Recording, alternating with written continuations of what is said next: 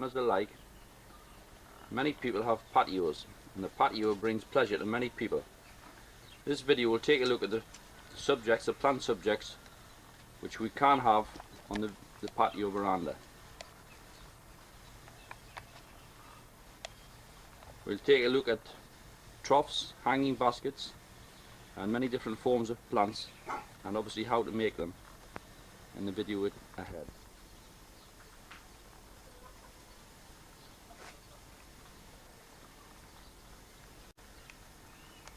Here we see different varieties of fuchsia baskets.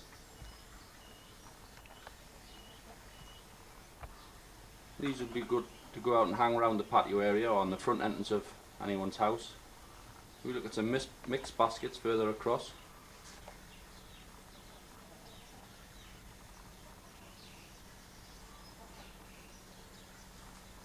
We'll move backwards now and we'll take a look at how to plant the baskets and tubs.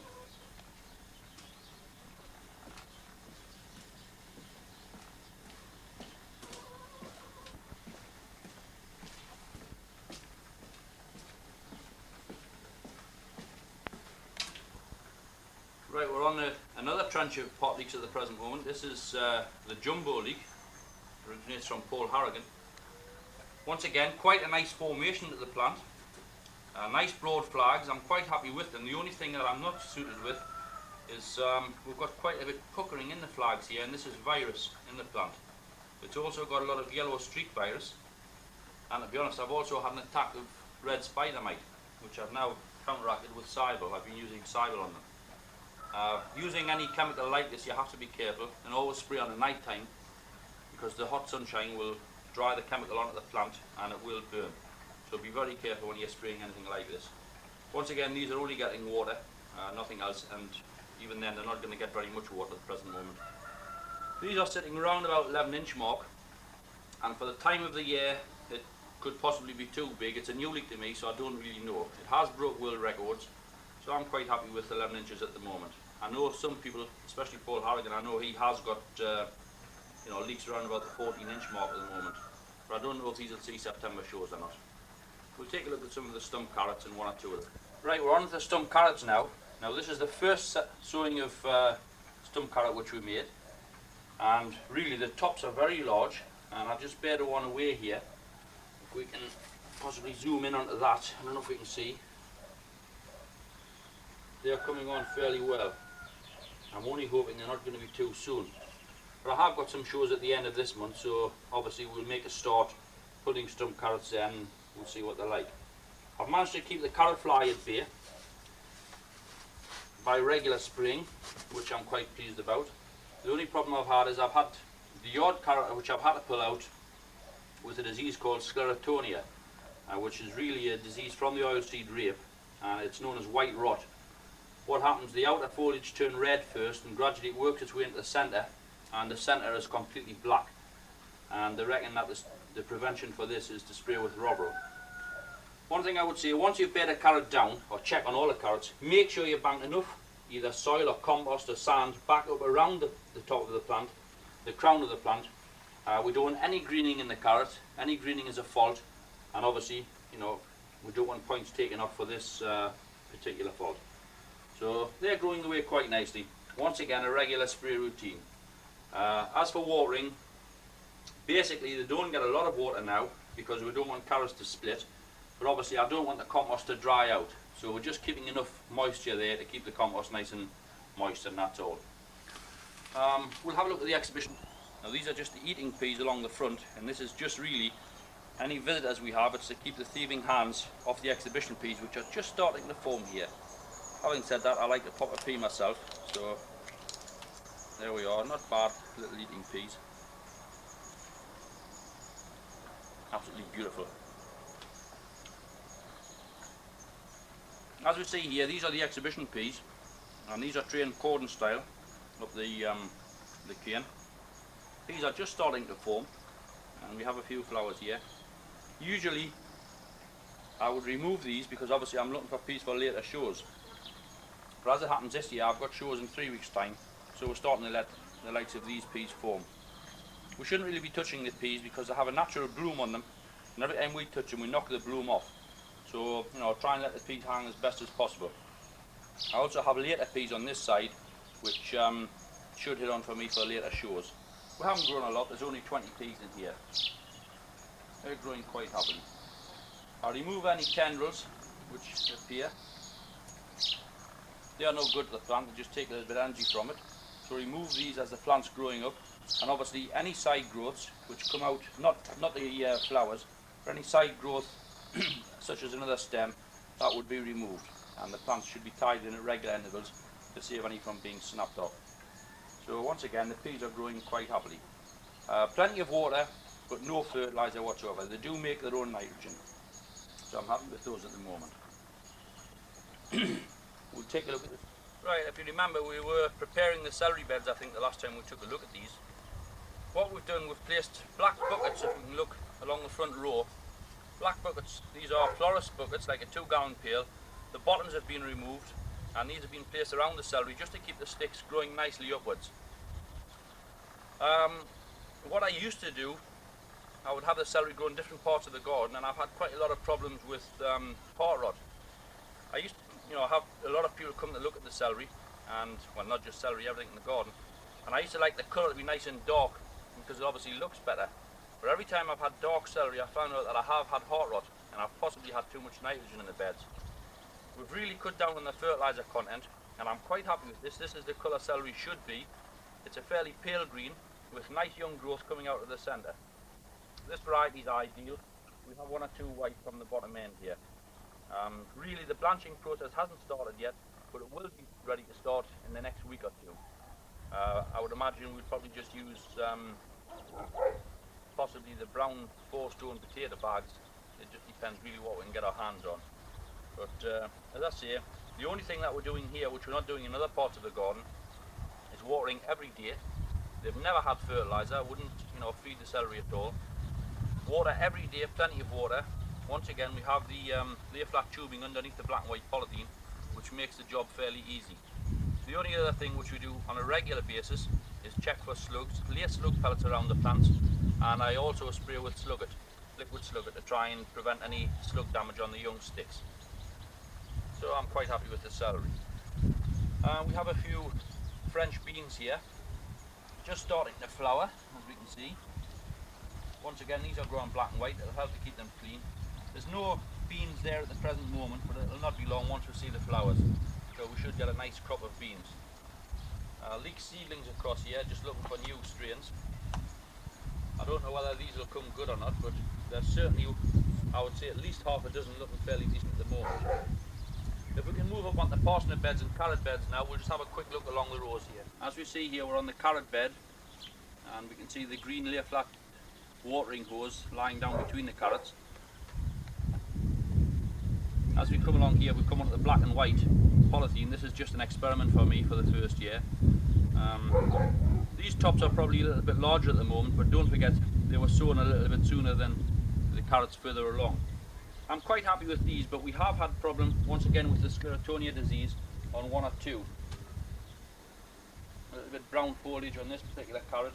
If it gets any worse, we will remove these to try and keep the beds fairly clean. Once again, just spray. Watch out for carrot fly. Basically, carrot fly will attack twice in a year. So the first attack's already gone. The second attack should be around about the end of July. So obviously, watch out for this happening. Keep a regular spraying program. We've removed the tops off these frames now because obviously the carrots, we're up touching the tops, and I don't want to have them distorted in any way. So the tops have been removed, and plants are growing fairly healthy. So that was a carrot fly attacking a plant there, but I don't think so. Right, we'll move along to the parsnip. The parsnip's growing away fairly well, and possibly the slower to germinate have made the best plants for me. And these are fairly decent plants, nice and green. Obviously we don't know what's down underneath, the same as the carrots, but I'm looking forward now to getting to the end of this month to possibly pull the first parsnip or 2.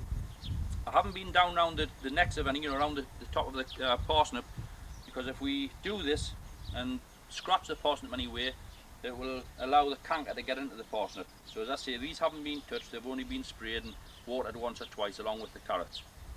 While we're over here, we'll just have a quick look at the shallots. I've lifted the shallots. Now those shallots are fairly decent, fairly large mind. Obviously, once again, it's learning the shows which you want to go to as to what the judge is looking for.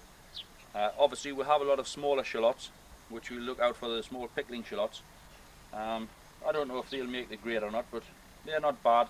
We've cleaned the skins off, and we'll just leave them lying on the soil now, and the tops can just die back naturally. And once that's happened, we cut the tops off and raffia in just before the show. I would like to get those a nice golden brown colour. So, you know, the shallots aren't coming along badly either. They're all out of the ground now. We'll have a quick look in at the tomatoes. Right, the tomatoes are forming fairly well. This is the bottom truss, and they're coming quite nice. Once again, this is the variety Gold Star. We have removed quite a bit of foliage here. I don't like removing too much foliage, but we've had a little bit of botrytis getting in on the foliage. This is just a Malachian dust which I put on to try and prevent any green fly or insects attacking. But once we see this, I remove these from the plant to try and keep them nice and clean. Watering is very important with tomatoes, and they have been, with the hot weather, they have been getting watered, I would say at least 2 times a day, sometimes 3 times a day. And when it's too hot, we don't feed at all. So, as I say, the tomatoes are coming along quite nicely. That's not a bad truss, 1 or 2 still to form here. And we're just waiting now for the ripening process starting, ready for the late July shows. Basically, a spray routine's kept up in here also, and we have put quite a bit of cool glass on the outside of the greenhouses, trying to prevent hot sunshine from scorching the plants, and obviously stop them from drying out. We'll have a quick look in at the cucumbers. Right, here we're on with the cucumbers. This particular variety is Peppernex. It's an all-female one, and as you see, we have it trained corn style, straight up the stem, straight up the cane, until we reach our lateral cane, which is running off. The cucumbers have been stopped, and we now have a side growth here. We also have a young cucumber on, which really I'm not looking to see. It's a little bit early for me, this one. Let's see, yeah, we'll remove that. It's a little bit early. So we'll remove the cucumber. That's not a bad cucumber there, starting to form. Now we are looking just for one growth, so we'll train this up here, remove any tendrils which we have. Now here we have another side shoot starting to produce. I think we'll remove that side shoot also. A knife would have been handy there. Right, we have our little twisteds.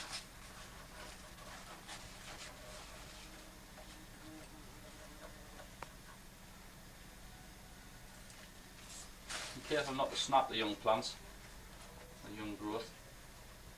It's fairly brittle at the present moment. Let them tied in, and we'll train this right up this cane, and hopefully the fruits will just hang from here. From now on, I will be starting to let the fruits appear. As I say, we've removed one this morning, but it'll take possibly another week or so before more fruits will start to appear. And with these, we are feeding with a high nitrogen fertilizer, Campac number 2, and I'm feeding twice a week with these at the present moment. As you see, we've got a nice large leaf. Watch out for red spider mite, and also watch out for botrytis and mildew. So the spraying program's been kept up with these also. Well, really that's about it for this month. We'll come back possibly later in the month. Everything in the garden should be growing nice and rosy, we hope anyway. And we'll just take a look overall in general. As I say, watch out for the weather. Hello, it's the 19th of July today, and we've been on with the celery for the first time today, straightening up, cleaning the sticks off, and as you can see, putting the first blanch on. This is just damp course, 18 inches wide and about 24 inches long at the present moment, and we have put black and white polythene just stapled to it. Now at the present moment it's too high, the 18 inch collar, so we've had to double it over. But we'll go on the opposite side, take a quick look along the row where I've cleaned off, ready to be blanched. Still in the black buckets. If you remember, this was the way they were started off and first planted. Here we have one which I've just put a tie around and removed the bucket, taking notice of all the dead, well not dead foliage, but all the foliage that needs to be removed, split sticks, a few suckers in growth there. This is white celery, and then we move on to a white one which has already been stripped down.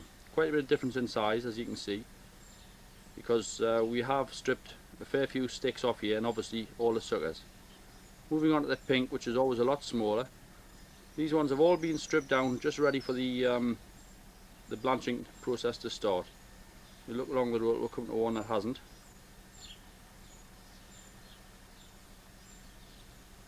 There we are. A lot of split sticks, a lot of suckers here to be removed. This is ideal.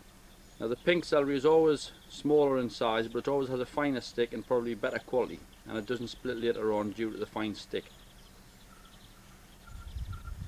We'll move into this leek, onto this celery, and I will clean it down to let you see exactly how much we take from it.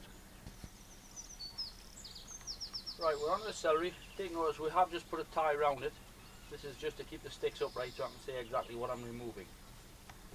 Start with the small sticks around the outside, and I usually lie them all out of the string, the ones that I'm going to remove.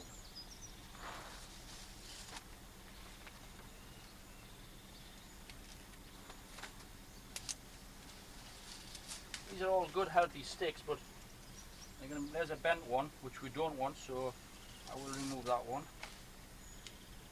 Just working our way around the celery until you have everything out of the string which needs to be removed.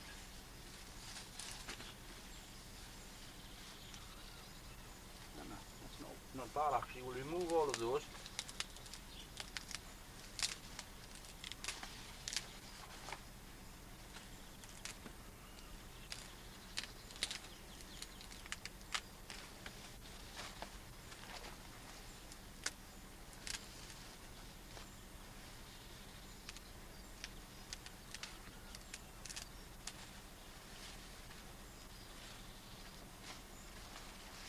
Now we have a pile of sticks being removed from the celery. Make sure the sticks are in nice and straight. Lift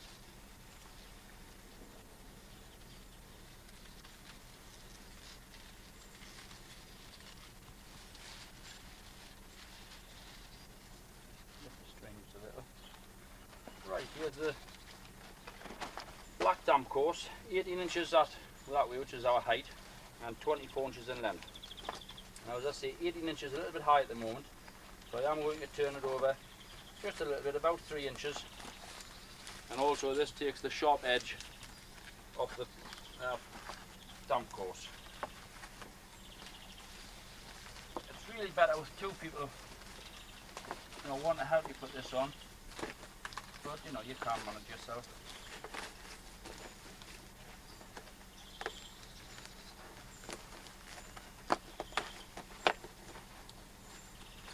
Don't put it on too tight at the present moment. You're not looking to choke the celery off at the moment anyway. Put a tie around the top.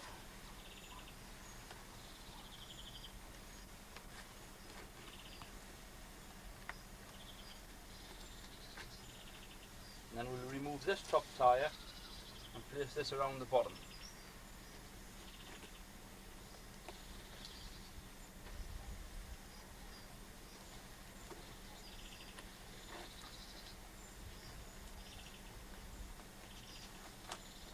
There we have the finished article.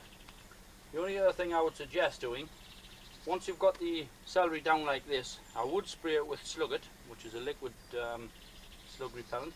These have already been done, and then once I've got all the collars on, I'll go around putting a few slug pellets just underneath this polythene all the way around, and then we'll just leave it for about roughly a fortnight.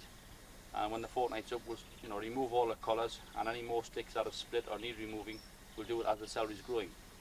Hopefully there'll not be very much to remove from now on, just the odd stick, and each time we remove the collar every 2 weeks, we will increase it, that 2 or 3 inches in length. Obviously looking for a good long stick in the celery. We'll move along to that pink one, and I'll just show you how much we strip off the pink. It's pretty similar. Right, a lot of very small sticks, as I say, with pink, but we'll remove these. A lot of small suckers here. There's going to be a fair bit to remove from this plant. Usually the pink are better than the white, but I haven't really found that with these. Never mind.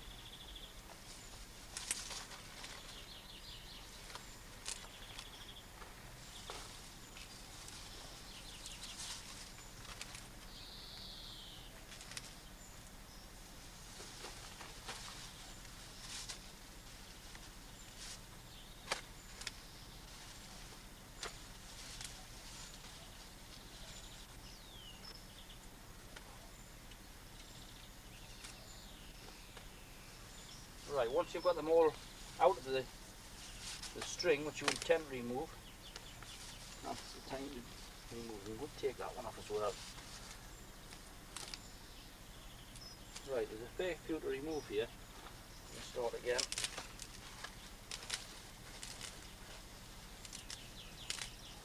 I'm not frightened to strip the celery right down at this time of the year. It looks a bit on the light side again once you've done it. But those sticks were no good anyway. And there's no point in feeding the sticks that we're not looking at. So that we're not intending to show. So get them stripped off and you'll find that your centre will grow a little bit harder.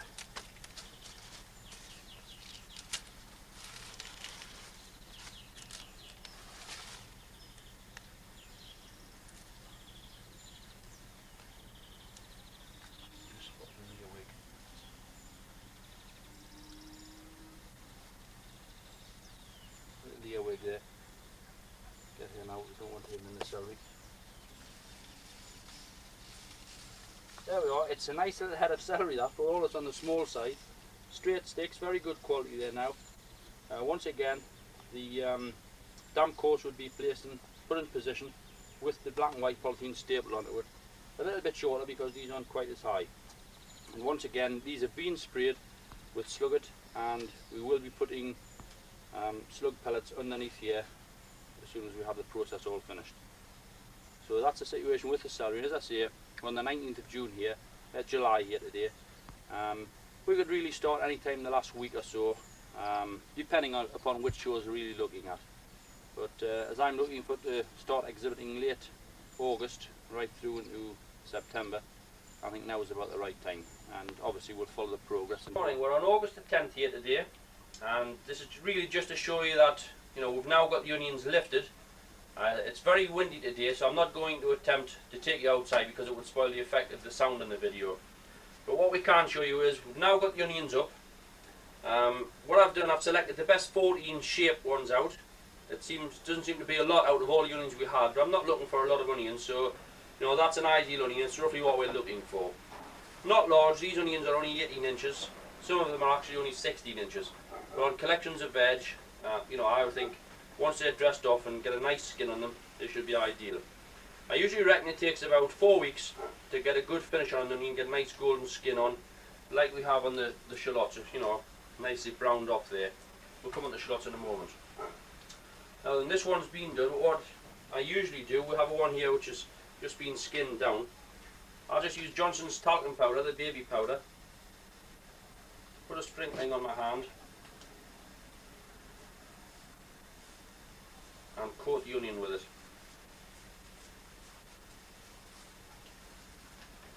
I think through doing this, it helps to take the moisture out of the skin and dry the skin off just that little bit better. Obviously this will be removed later on with a nice fine cloth.